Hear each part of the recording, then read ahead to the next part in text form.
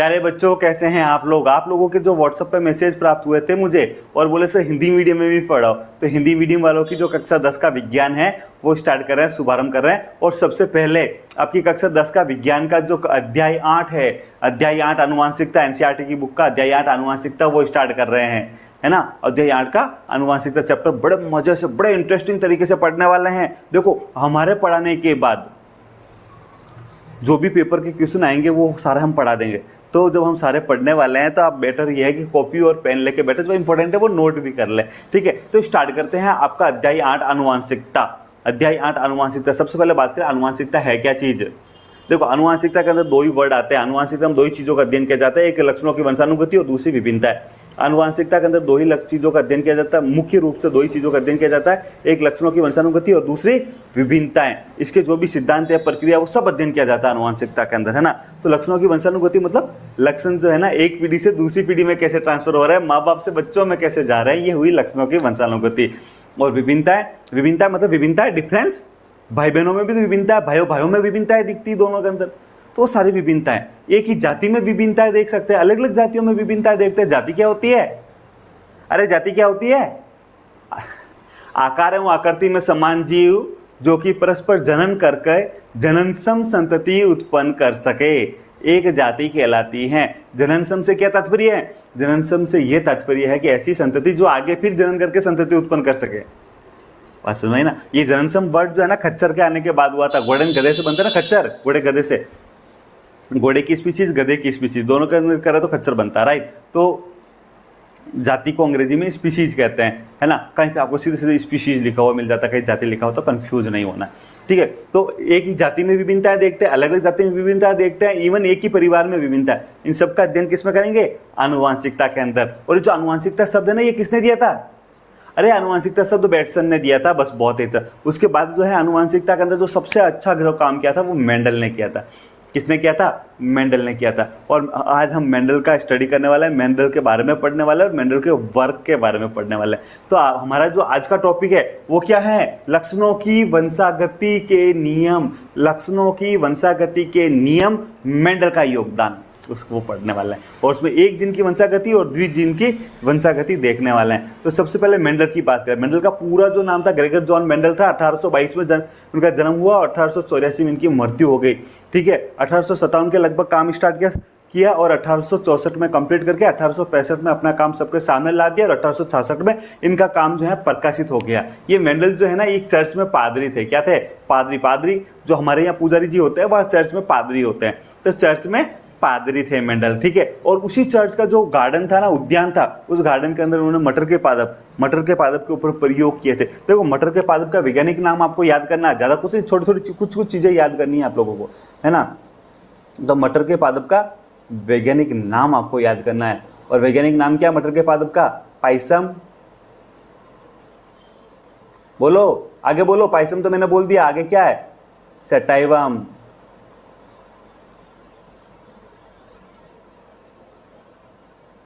Pisum sativum. और जब भी वैज्ञानिक नाम हम लिखते हैं ना, तो उसके नीचे अंडरलाइन जरूर करते हैं बेटा। ये वैज्ञानिक नाम है। क्या है? वैज्ञानिक नाम पाइसम सेटाइवम। Pisum sativum. जब भी हम नाम लिखते हैं तो उसके नीचे अंडरलाइन जरूर करते हैं। तो ये क्या है? वैज्ञानिक नाम है। उद्यान मटर के पादप के ऊपर उन्होंने प्रयोग किया था। वास्तव में मेंडल कोई बहुत बड़े वैज्ञानिक तो थे नहीं, है ना। तो उन्होंने प्रयोग किए और अपने जो भी सारे नियम थे, जो भी प्रयोग किए, उन्होंने सारे प्रयोग बहुत अच्छे ढंग से किए। सारे प्रयोग का रिकॉर्ड रखा, सारे प्रयोग की गणना की और सब प्रयोग सब कुछ रिकॉर्ड। उसके बाद जब सारा काम कंप्लीट हो गया ना, तो कंप्लीट होने के बाद ये क्या, एक ऑस्ट्रिया के अंदर ब्रून नाम का शहर था। कौन सा शहर था? ब्रून शहर था। इसी ब्रून के अंदर ही ये सारा काम कर रहे थे। जब उन्होंने अपना ये सारा काम कर दिया तो इस ब्रून के अंदर एक सोसाइटी थी, natural history society. Natural history society. इस नेचुरल हिस्ट्री सोसाइटी के अंदर गए और उनको बताया कि मैंने ये सारा काम किया है, ये सारा वर्क मैंने कर दिया और मेरा ये सारे ये नियम है, ये ये प्रक्रिया है, इस प्रक्रिया से मैंने काम किया, ये रिजल्ट है, ये परिणाम है, ये रिजल्ट, ये जो सिद्धांत दिए मैंने सब कुछ बताया, उनके सामने रखा। तो जो नेचुरल हिस्ट्री सोसाइटी जो संस्था थी ना 1865 में रखा, तो 1866 में इनकी जो पत्रिका छपती है उस पत्रिका में इसके सारे प्रयोग, मेंडल के जो प्रयोग है ना, एक हेडिंग पादप संकरण के प्रयोग नाम से हेडिंग दिया और सारे प्रकाशित कर दिए। ठीक है, 1866 में पादप संकरण के प्रयोग नाम से हेडिंग देकर प्रकाशित कर दिया। लेकिन दुर्भाग्य से किसी ने उस समय मेंडल के इन नियमों और वर्क जो काम किया मेंडल में, उसके ऊपर किसी ने भी ध्यान नहीं दिया था, क्योंकि ये कोई बहुत बड़े वैज्ञानिक नहीं थे और उस समय डार्विन की थ्योरी भी आ रखी थी, है ना, तो इसलिए किसी ने ध्यान ही नहीं दिया था।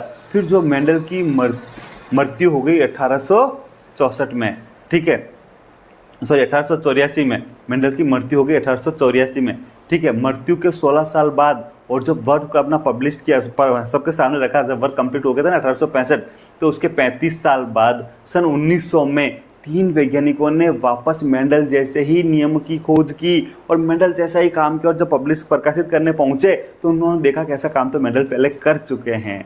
ठीक है, तो इन 3 वैज्ञानिकों का क्या क्या नाम था, देखो, Hugo de Vries, Carl Correns and Erich von Tschermak. Hugo de Vries, Carl Correns and Erich von Tschermak, इन तीनों के नाम याद कर लेना, है थोड़ा इंपॉर्टेंट है ना। तो इन तीनों वैज्ञानिकों ने मेंडल जैसे ही नियमों की खोज करके जब प्रकाशित करने पहुंचे, तो मेंडल के नियमों की पुनर्खोज किसने की, मेंडल के काम का, मेंडल के नियमों की पुनर्खोज की थी Hugo de Vries, Carl Correns and Erich von Tschermak. Hugo de Vries, Carl Correns and Erich von Tschermak, Hugo de Vries, Carl Correns and Erich von Tschermak. बात समझ आ रही? इन तीनों की मैंने फोटो भी दी है, ठीक है, इन तीनों की फोटो भी दी है, आप देखो इनको, इन तीनों के नाम याद करने आपको। इसमें क्या क्या याद करना है, एक तो नेचुरल हिस्ट्री सोसाइटी, पादप संकरण के प्रयोग, 2 सन याद रहे नहीं रहे चलेगा। अब तो नेचुरल हिस्ट्री सोसाइटी कहाँ है, ब्रून, वहाँ पे मेंडल ने जो है अपना काम सबके सामने रखा था और प्रकाशित कब हुआ था, 1866 में। किस नाम से प्रकाशित हुआ था, पादप संकरण के प्रयोग। और मेंडल के नियमों की पुनर्खोज किसने की थी, Hugo de Vries, Carl Correns and Erich von Tschermak. खाली इतना सा याद रख लो, बहुत है, बस इतना सा ही आप लोगों के, इससे ज़्यादा कुछ भी याद नहीं रखना। 2 नाम, नेचुरल हिस्ट्री सोसाइटी का नाम याद रख दिया, पादप संकरण के प्रयोग याद रख दिया, और 3 नाम आपको याद रख लेना है, Hugo de Vries, Carl Correns, Erich von Tschermak, है ना, ये बस हो गया काम। अब मेंडल ने क्या किया, मटर के पौधे के साथ, मटर के जो पौधे हैं ना उसके साथ जोड़ी विप्रियासी लक्षणों पर प्रयोग किया। देखो यार, विप्रियासी का मतलब होता है विकल्पी, या विपरीत भी कह सकते हैं, या विकल्पी कहता है तो ज़्यादा बढ़िया रहता है। विकल्प, उसका विकल्प क्या है, देखो मैं आपको एक चीज़ समझाता हूँ आगे टेबल से। ये आपको टेबल दिख रही है, एक टेबल दिख रही है, इस टेबल में देखो मेंडल ने क्या किया, मटर का पादप देखा, मटर का पादप देखा तो देखा कुछ पादप लंबे थे, कुछ बोने थे, मतलब लंबाई का विकल्प क्या, बोना, बोना का विकल्प क्या, लंबा, बस 2 से तीसरा कोई विकल्प नहीं था, या तो लंबे थे या बोने थे, बस। पास हमारी, या तो मेंडल ने जो देखे वो पादप लंबे थे या बोने थे, बीच वाला कुछ नहीं था। तो मेंडल ने कहा यार ये लक्षण ठीक है, लंबाई का लक्षण मेंडल ने ले लिया। मेंडल के लंबाई के लक्षण में विप्रियासी लक्षण कौन सा, लंबाई के लक्षण में एक तो लंबा और दूसरा बोना, लंबा का विकल्प बोना, बोना का विकल्प लंबा, 2 ही पादप थे उसके पास, ठीक है, तो ये हो गया। फिर उसके बाद मेंडल ने देखा पुष्प की स्थिति देखें, पुष्प, जो पुष्प लगा हुआ पादप में वो कहाँ है, देखो समझना। जैसे यहाँ बताता हूँ आपको, ये टहनी है, इस टहनी के लास्ट के अंदर ये पुष्प लगा हुआ है, एक ये टहनी है, इसके लास्ट में तो एक लीप लगी हुई है, क्या लगी हुई है, लीप, लेकिन इसके लीप से जस्ट और लीप लगी हुई है और कोई टहनी है और टहनियाँ निकल रही है, और इस टहनियों का इसके यहाँ से नीचे एक टहनी निकल रही है, यहाँ पर ये पुष्प लगा हुआ है ना, लास्ट एंड में नहीं, एंड भाई एक तो सबसे ऊपर पुष्प लगा हुआ है, अगर सबसे ऊपर पुष्प लगा हुआ है तब इस स्थिति को, तो सब इस स्थिति को बोलते हैं अक्षीय। सबसे ऊपर लगा हुआ है, जो लास्ट में लगा हुआ है, ऊपर सबसे एंड में लगा हुआ तो बोलेंगे अक्षीय। लेकिन ऊपर देखो, ऊपर तो है ना, ये ऊपर तो कुछ और टहनियाँ है, लेकिन ऊपर से जस्ट उसके नीचे लगा हुआ, ऊपर नहीं, ऊपर के बाद लगे हुए हैं, तो इससे बोलते हैं कक्षीय। तो भाई मेंडल ने 2 ही स्थिति देखी पादप के अंदर, कि फूल या तो सबसे लास्ट में लगे हुए होते हैं, या लास्ट में पत्तियां और टहनियां होती है और उसके नीचे फूल लगे हुए होते हैं, ठीक है। तो अगर लास्ट में फूल लगे हुए हैं तो उसके लिए वर्ड यूज कर दिया अक्षीय, क्या शब्द यूज किया, अक्षीय। और लास्ट में लगा, उसके नीचे लगा हुआ, लास्ट में तो फूल पत्तियां, ऊपर तो ग्रोथ हो रही है, जो टहनी उसके एंड में नहीं लगा, उससे पहले लगा हुआ है, तो उसके लिए वर्ड यूज कर दिया कक्षीय, ठीक है। तो पुष्प की स्थिति 2 ही थी इसमें, तो पुष्प की स्थिति का अगर विकल्प देखे या तो अक्षीय है या कक्षीय है, बस, और कोई विकल्प नहीं है। तो ये दूसरा लक्षण मेंडल ने ये ले लिया। बात समझ आ रही, पहले तो ऊंचाई ले लिया, दूसरा पुष्प की स्थिति ले लिया, फिर देखा पुष्प का रंग, तो मटर के पादप में 2 ही तरह के पुष्प मिलते हैं, मेंडल ने 2 ही तरह के पुष्प देखे, या तो जो था बैंगनी कलर का था या सफेद कलर का था, तीसरा कोई था ही नहीं, तो ये दोनों एक दूसरे के विकल्प ही हो गए। तो पुष्प का रंग भी ले लिया मेंडल ने काम करने के लिए। उसके बाद देखा, देखो सबसे पहले लंबाई देखी, फिर फूल देखा, फूल कहाँ लगा हुआ है, ठीक है, फिर फूल का रंग देख लिया। सबसे पहले लंबाई देख ली, फिर फूल की स्थिति देखी, फूल कहाँ है, लास्ट में लगा हुआ, नीचे लगा हुआ, लास्ट में या नीचे है। फिर उसके बाद फूल का रंग देख लिया, बैंगनी है कि सफेद है, ठीक है, फूल का रंग देखा, फूल से क्या बना, फल, फल क्या बनी, फली, फली, तो फली का कलर, फूल का कलर देख लिया, फली का भी कलर देखो, फली कैसी बनी, हरी बनी कि पीली बनी, ठीक है, दो ही है और कोई था ही नहीं। उसके बाद फली बन गई, तो फली बनने के बाद फिर फली को कलर देख लिया। अब देखा तो मेंडल ने क्या देखा, कुछ फली ऐसी जो फूली हुई है और कुछ चिपकी हुई है, पिचकी हुई है। तो मेंडल ने फिर ये दो लक्षण लिए, फूली हुई फली वाला है या चिपका हुआ, तीसरा कोई बीच का कैरेक्टर था ही नहीं, तो ये दोनों उसका विकल्प हो गया। तो फली की आकृति देख ली, फली का रंग देख लिया, फली की आकृति देख ली। उसके बाद जब फली को खोला तो अंदर से बीज निकले, तो बीज को देखा, पहले तो बीज का रंग देखा, तो बीज का रंग कैसा, पीला है कि हरा है, बीज का रंग कैसा है, पीला है क्या हरा है। फिर बीज का रंग बोले दोनों दो ही रंग है, दो ही रंग मिल रहे हैं मेंडल को, दो ही मिले तो दोनों ही रंग ले लिए, पीला और हरा। और लास्ट में जो है उसको बीज का शेप देखा, आकार देखा कि वो आकार कैसा है, बीज का शेप कैसा है, बीज का रूप कैसा है, कि एकदम वो गोल है या खुरदरा है। तो ये लक्षण वो ले लिया, कुछ में गोल मिला, कुछ में खुरदरा मिला, दो के अलावा कोई तीसरा मिला ही नहीं। तो मेंडल ने क्या किया, मेंडल ने जो है मटर के पादप के 7 जोड़ी लक्षण लिए, 7 लक्षणों पर काम किया था। पहले तने की ऊंचाई, लंबा या बोना, फिर पुष्प की स्थिति, अक्षीय और कक्षीय, फिर पुष्प का रंग बैंगनी और सफेद, उसके बाद फली का रंग हरा और पीला, उसके बाद फली की आकृति फूली या चिपकी, उसके बाद बीज का रंग पीला या हरा, और फिर बीज का रूप आकार गोल या झुर्रीदार।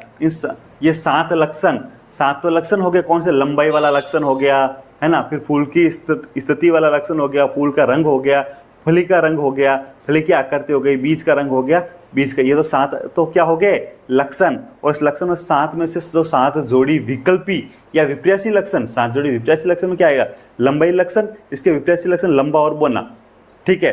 फिर फूल की स्थिति लक्षण, इसके विप्रेयसी लक्षण की बात करें तो अक्षीय और कक्षीय। फिर फूल का रंग लक्षण, इसके विप्रेयसी लक्षण की बात करें तो बैंगनी और सफेद, ठीक है। फिर फली का रंग लक्षण, उसके विप्रेयसी लक्षण की बात करें हरी या पीली। बात समझ में आ रही ना, विप्रेयसी लक्षण और लक्षण में ये सिर्फ इतना सा डिफरेंस है ना। विप्रेयसी लक्षण तो इधर वाला जो है ना, सॉरी विप्रेयसी लक्षण तो उधर वाला है, और जो सॉरी लक्षण तो उधर वाला है, विप्रेयसी लक्षण इधर वाला है ना। तो ये देख लेना आप लोग, ठीक है। 7 जोड़ी लक्षण के ऊपर काम किया था। अब मेंडल ने सबसे पहले क्या किया, लंबाई वाला, लंबाई के ऊपर काम किया। हम लंबाई वाले लक्षण को लेकर देखेंगे इसकी बात, है ना। मेंडल ने क्या किया, सबसे पहले लंबाई के ऊपर वर्क किया था। लंबाई वाले लक्षण को लेकर मेंडल का वर्क देखते हैं कि लंबाई वाले लक्षण पर मेंडल ने वर्क कैसे किया। सॉरी, देखो आपके सामने बहुत ही अच्छा एक डायग्राम बना हुआ है, आपके सामने एक बहुत ही अच्छा डायग्राम शो हो रहा है।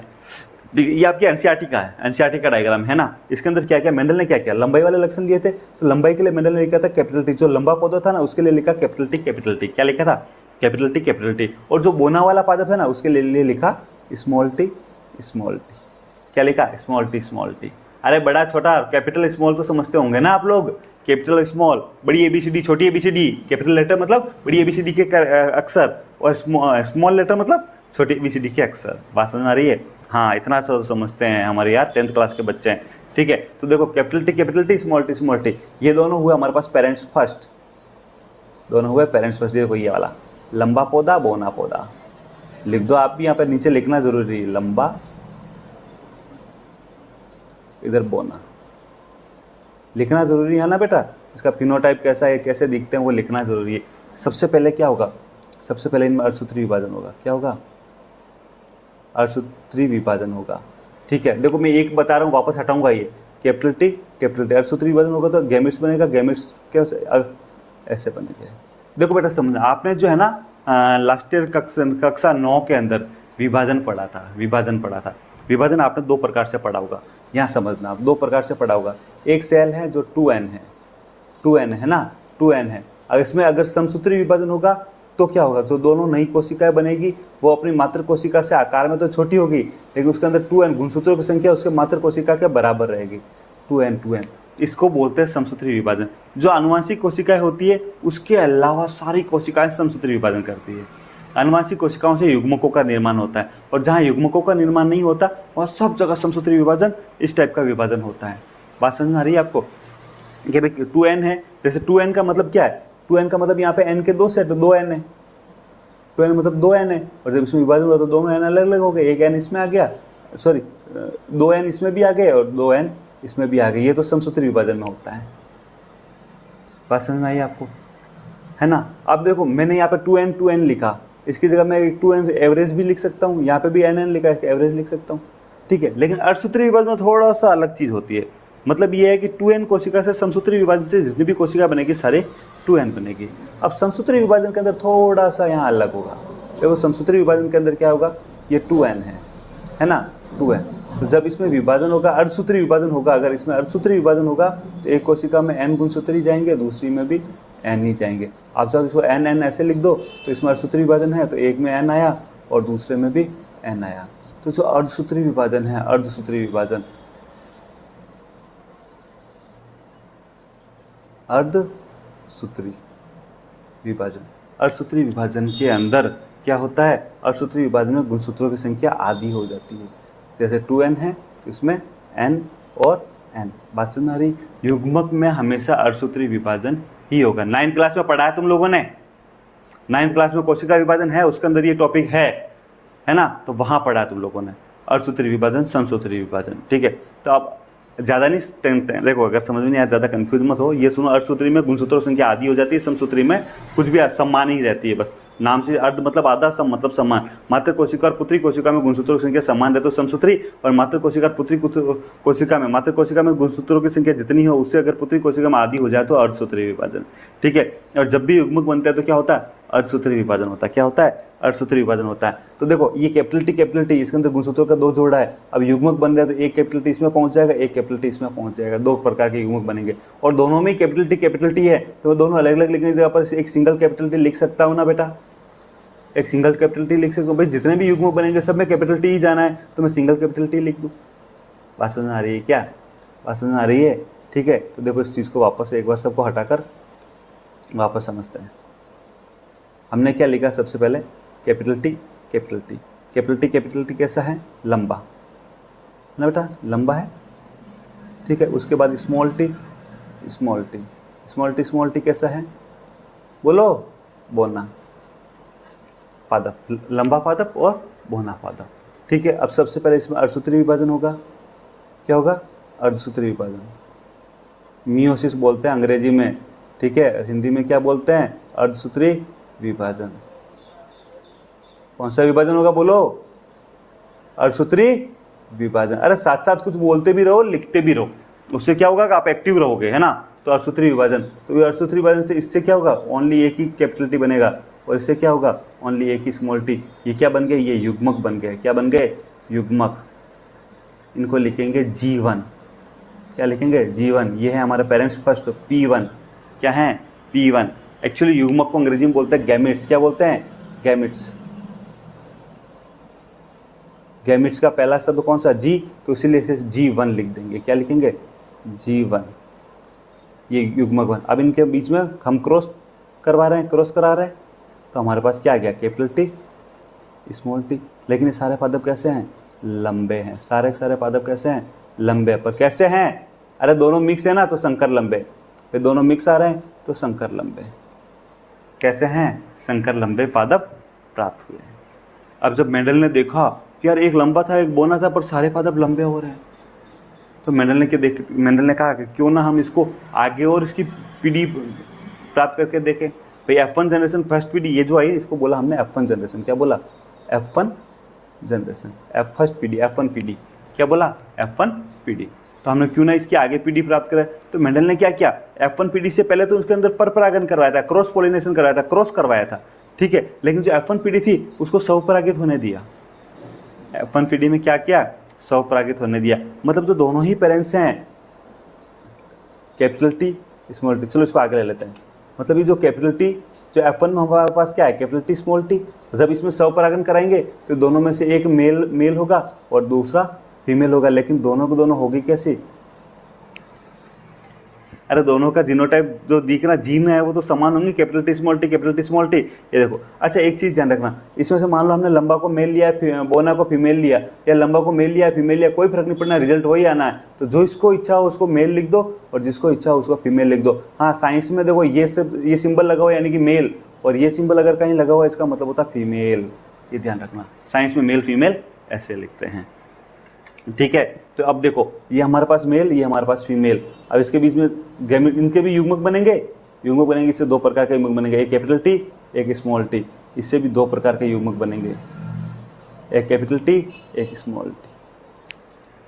ठीक है। तो देखो वो पेरेंट्स फर्स्ट थे हमारे पास, ये वापस अब हमारे पास कौन से हैं, ये पेरेंट्स सेकंड, और ये क्या है G2, अर्धसूत्री विभाजन, इनमें भी अर्धसूत्री विभाजन हो रहा है। अब देखो यहाँ पर क्या होगा, एक तो इनको आगे करने का तरीका ये है कि ये जो कैपिटल टी है अगर इस कैपिटल टी से मिलता है तो क्या होगा, देखो अगर इससे मिलता है तो जो नया बनेगा जीनोटाइप, जीन स्ट्रक्चर और कैपिटल टी बनेगा, क्या बनेगा, कैपिटल टी बनेगा, सॉरी। लेकिन अगर ये कैपिटल टी इससे, इस कैपिटल टी से नहीं मिलकर इस स्मॉल टी से अगर मिलता है तो, अगर स्मॉल टी से मिलता है तो कैपिटल टी स्मॉल टी बनेगा। अब पहले वाले टी की तो खत्म, ये दोनों में से किसी एक से मिला है तो हो गया। अब दूसरे वाले टी की बात, स्मॉल टी की बात करें, अगर ये स्मॉल टी इस कैपिटल टी से मिलता है तो क्या होगा, तो कैपिटल टी स्मॉल टी बनेगा। और अगर ये स्मॉल टी से ही मिलता है तो क्या होगा, स्मॉल टी स्मॉल टी। ठीक है। तो अब इसमें देखो ये तीनों लंबा है भाई, ये भी लंबा, ये भी लंबा, ये भी लंबा, ओनली ये बोना, एक ही बोना है। मतलब अगर आप हम देखें तो इसमें तीन तो क्या है, लंबा कितने हैं, लंबा है 3, और बोना कितना है 1, कितने हैं 3 और 1, यानी हमारे पास लंबाई और बोनाई का क्या रेशियो मिला, हमें क्या अनुपात मिला, 3:1 में हमें 3 पादप लंबे प्राप्त हुए और 1 बोना प्राप्त हुआ। देखो इसको करने का एक दूसरा तरीका और है, वो है पुनेट स्क्वायर मेथड या चेकर बोर्ड विधि। देखो चेकर बोर्ड विधि का मैं थोड़ा सा इंट्रोडक्शन दूंगा मैं आपको, ये थोड़ा इंपॉर्टेंट है, लेकिन अभी आप इस विधि से देखो समझना। जैसा आपको दिख रहा है इस प्रकार ये कि चेकर बोर्ड बना, इस चेकर बोर्ड में एक और जो है मेल का लिखेंगे, तो मेल के अनुसार मेल वाला जो गैमेट्स है वो एक और लिखेंगे, फीमेल वाले गैमेट्स जो हैं युग्मक हैं वो एक और लिखेंगे। देखो मेल के युग्मक कैपिटल टी स्मॉल टी दो ही है, तो लिख दो मेल के कैपिटल टी और स्मॉल टी, ये दोनों लिख दिए। दूसरी ओर क्या है, फीमेल में भी दो ही है, कैपिटल टी स्मॉल टी। देखो इसमें जो गुणा करते हैं उसकी तरह गुणा में क्या होता है, जैसे कैपिटल टी है, कैपिटल टी को गुणा करते हैं कैपिटल टी से, तो क्या लिखेंगे टी दोनों बीच में कुछ नहीं, मतलब गुणा का निशान है, प्लस माइनस कुछ नहीं है, मतलब क्या गुणा का निशान होता है ना। तो जब हमने देखो अब यहाँ पर ये कैपिटल टी लिखा और यहाँ पर स्मॉल टी लिखा, सामने कैपिटल टी है, मतलब इस कैपिटल टी का सबसे पहले तो इससे गुणा करके जो आएगा उसको नीचे लिख देंगे, फिर ये कैपिटल टी है इसको इससे गुणा करेंगे, इससे गुणा करने के बाद जो भी आएगा इसके नीचे लिख देंगे। कुछ इस प्रकार लिखते हैं हम लोग, बात समझ में आई। तो चलो करो, ये जो पहला कैपिटल टी है इस कैपिटल टी से दोनों अगर फ्यूज करें तो ये कैपिटल टी और ये कैपिटल टी लिखा दिया। दूसरा जो है अगर स्मॉल टी से ही फ्यूज होता है कैपिटल टी स्मॉल टी, अभी स्मॉल टी अगर ये कैपिटल टी से फ्यूज होता है कैपिटल टी स्मॉल टी से फ्यूज होता है स्मॉल टी। देखो कैपिटल टी है यानी कि शुद्ध लंबा है, कैसा है, शुद्ध लंबा है, लेकिन है लंबा, है ना। ये दूसरा जो है ये संकर लंबा है, कैसा है, संकर लंबा। बात समझ आ रही है क्या, दिख रही है ना, कैपिटल टी स्मॉल टी दोनों मिक्स हो गए, संकर मतलब मिक्स, संकर मतलब दो कैरेक्टर मिक्स होना, है ना, तो यहाँ मिक्स है ना, आपस में मिले हुए हैं। ये भी कैसे हुआ, संकर लंबा, ठीक है। और ये कैसा हुआ, शुद्ध, क्या है, बोना। अरे आया क्या समझ में, ये सो गया शुद्ध बोना। तो इसके आधार पर अगर हम लोग इसका जीन मतलब जो दो शब्द और देते हैं, एक जीन पर रूप एक लक्षण पर रूप, चलो वो आगे और देखेंगे। लक्षण पर रूप देखें, लक्षण के आधार पर देखें तो हमें 3 तो लंबे लक्षण वाले पादप दिख रहे हैं, एक बोना वाला दिख रहा है, कहते हैं 3 लंबे वाले एक बोना वाला, इसको बोलते हैं F2PD। या तो यहाँ F2PD लिख दो या यहाँ पर भी F2PD लिख दो, ये भी F2PD या फिर दोनों ही F2PD है। ये क्या है, F2PD। इसके आधार पर लक्षण पर रूप और जीन पर रूप निकाले जाते हैं। देखो लक्षण पर रूप मतलब लक्षण में आपको क्या क्या दिख रहे हैं, लक्षण पर रूप, लक्षण में क्या क्या दिख रहे हैं आपको, अरे भाई लंबा, 3 लंबा है और एक बोना, है ना, 3 लंबा और एक बोना, यही दिख रहे हैं लक्षण पर रूप। और दूसरा होता है जीन पर रूप, क्या होता है, जीन पर रूप। जीन पर रूप में क्या, जीन संरचना देखो, कैपिटल टी का कितना दिख रहा है आपको, एक कितना है, कैपिटल टी का अनुपात 2 कैसे हैं, अरे संकर लंबा नहीं, कैपिटल टी स्मॉल टी के, और एक कैसा है, स्मॉल टी स्मॉल टी का। तो हमारे पास क्या आ गया, जीन पर रूप क्या है 1 2 1। बात समझ में आ रही है क्या है, जीन पर रूप है 1 to 1। ठीक है, तो ये आपका एक जीन का जो वंशानुगति हुई है, या जो एक जीन का जो ट्रांसफर हो रहा है, या एक जीन की जो वंशानुगति हो रही है, इसके लिए क्या वर्ड यूज होता है, एकल संकर संकरण। क्या बोलते हैं, यहाँ एक लिख दिया आप, यहाँ के एक ही जगह पर एकल लिख देना, एकल, एकल संकरण। एकल यानी मतलब एक जीन को, एकल का मतलब एक, सॉरी हमने एक जीन की तो वंशानुगति देखी, ओनली एक लंबाईपन वाला जीन की तो वंशानुगति देखी। उसके विपरीत लक्षण में 2 लंबा बोना था, लेकिन लक्षण तो एक ही था, लंबाई का लक्षण है ना, इसलिए वर्ड यूज हुआ एकल। संकर दोनों मिक्स हो रहे ना, संकर और संकरण दोनों मिक्स हो गए, मिलना दोनों का। ठीक है, एकल संकर संकरण वर्ड यूज करेंगे, या अंग्रेजी में मोनो हाइब्रिड क्रॉस कहेंगे, या एक जीन की वंशानुगति। तो मैंने आपको ये एक जीन की वंशानुगति समझा दी है, बात समझ में आ रही है, एक जीन की वंशानुगति समझा दी है। इसके साथ साथ मैंने आपको अगर थ्योरी, आपको नोट्स बनाने हैं तो नोट्स कैसे बनाने हैं उसके लिए भी ये लाइनें बना के लाए हैं, जो समझाया वही लिखा हुआ और ज़्यादा कुछ नहीं है। देखो, प्रथम संतति पीढ़ी अथवा F1 में कोई भी पौधा बीच की ऊंचाई का नहीं था, सारे लंबे थे, सभी पौधे लंबे थे। इसका अर्थ था कि 2 लक्षणों में से केवल एक पैतृक जनकीय लक्षण की ही दिखाई देता है, उन दोनों का मिश्रित प्रभाव दृष्टिगोचर होता है। 2 लक्षण लंबाई बन में से एक ही प्रकट हुआ था। ठीक है, अगला प्रश्न ये था कि क्या F1 पीढ़ी के पौधे अपने पैतृक लंबे पौधे से पूर्ण रूप से समान थे, लंबे तो थे ही ना। हाँ, तो मेंडल ने अपने प्रयोगों में उन दोनों ही प्रकार के पैतृक पौधे एवं F1 पीढ़ी के पौधों का स्वप्रगण द्वारा उगाया, तो हमें F2 पीढ़ी प्राप्त हुई। और F2 पीढ़ी के अंदर हमने क्या देखा कि पैतृक पीढ़ी में पौधे से प्राप्त सभी संतति लंबे पौधे की थी, परंतु F1 पीढ़ी के लंबे पौधों की जो दूसरी पीढ़ी है, F2 पीढ़ी, यहाँ F1 नहीं है, F2 पीढ़ी, यहाँ पर आप क्या लिखोगे, F2 पीढ़ी के सभी पौधे लंबे नहीं थे, वरन उनसे 1/4 यानी कि एक पौधा बोना भी तो था, 1/4 3 लंबे थे, एक बोना था। ठीक है, यह इंगित करता है कि F1 पौधे द्वारा एवं लंबाई एवं बोनेपन दोनों ही लक्षणों की वंशानुगति हुई है। F1 पीढ़ी द्वारा लंबाईपन वाला लक्षण और बोनापन वाला लक्षण दोनों की ही वंशानुगति हुई है, केवल लंबाई वाला लक्षण ही वो व्यक्त नहीं हुआ है ना,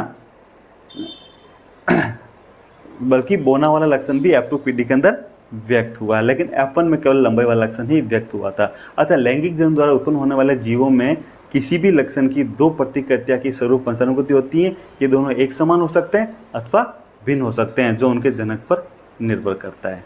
बोलो आया क्या समझ में, आया क्या। देखो, इस मोनो जो एकल संकर संकरण है, इससे कुछ नियम दिए हैं, अगले जो वीडियो है उसके अंदर वो नियम पढ़ने वाला है। आज के लिए इतना ही है, आप क्लास को लाइक कर दो। देखो हाँ, एक चीज़ और सुनो, आपके काम की बात है कि देखो, हमारा जो है ना वीडियो जो लेक्चर जो है ना, इसका आने का टाइम फिक्स नहीं है। हमने कोई टाइम फिक्स नहीं है क्या किया कि इस टाइम पर ही आपका लेक्चर आएगा। हाँ, आएगा जरूर, आपका कंप्लीट साइंस का कोर्स हो जाएगा, है ना, ऑनलाइन कंप्लीट हो जाएगा, लेकिन टाइम फिक्स नहीं है। अच्छा, रोज का रोज आए, डेली का डेली आए, ये भी जरूरी नहीं है। तो आपको जब भी हमारा लेक्चर आए आपको नोटिफिकेशन मिल जाए, इसके लिए आप क्या करो कि जो हमारा चैनल है ना, इसको सब्सक्राइब कर दो और उसके पास में जो घंटे का बटन है उसको ऑल क्लिक कर दो। जो ही हमारा जो वीडियो आएगा ना, वीडियो लेक्चर जब आएगा उससे बिफोर 30 मिनट यानी 30 मिनट पहले जो आपको नोटिफिकेशन मिल जाएगा, आप जो भी काम करें उस काम को छोड़कर आप वो वीडियो को देख लो और लेक्चर ले लो। आज लाइव चैट में अगर आपका कोई कमेंट है तो आप कमेंट डालो, उसको वो मेरे को भी दिखेंगे सिर्फ, और मैं उसका आपको रिप्लाई दे दूंगा, है ना, तो उसका जवाब आपको मिल जाएगा। उसके बाद अगर आप लाइव चैट में नहीं जुड़े हुए और बाद में अगर देख रहे हो, जिस समय वीडियो नहीं आया, लेक्चर के समय नहीं, बाद में देख रहे हो, तो आप जो मेरा व्हाट्सअप नंबर चल रहा है पट्टी पे, उस व्हाट्सअप पर मुझे जो भी आपकी क्वेरी है, जो क्वेश्चन है, जो पर्सन है, जो समझ में नहीं आया, वो व्हाट्सअप कर दें, है ना। जो हम प्रश्न उत्तर वाला सेशन चलाएंगे ना, जिसमें आपके चैप्टर के पर्सन और उसके आंसर में समझाऊंगा आपको, तो उसमें वो आपका पर्सन लेकर मैं उसको सॉल्व करवा दूंगा। ठीक है, तो मिलते हैं नेक्स्ट वीडियोज़ के अंदर। आज के लिए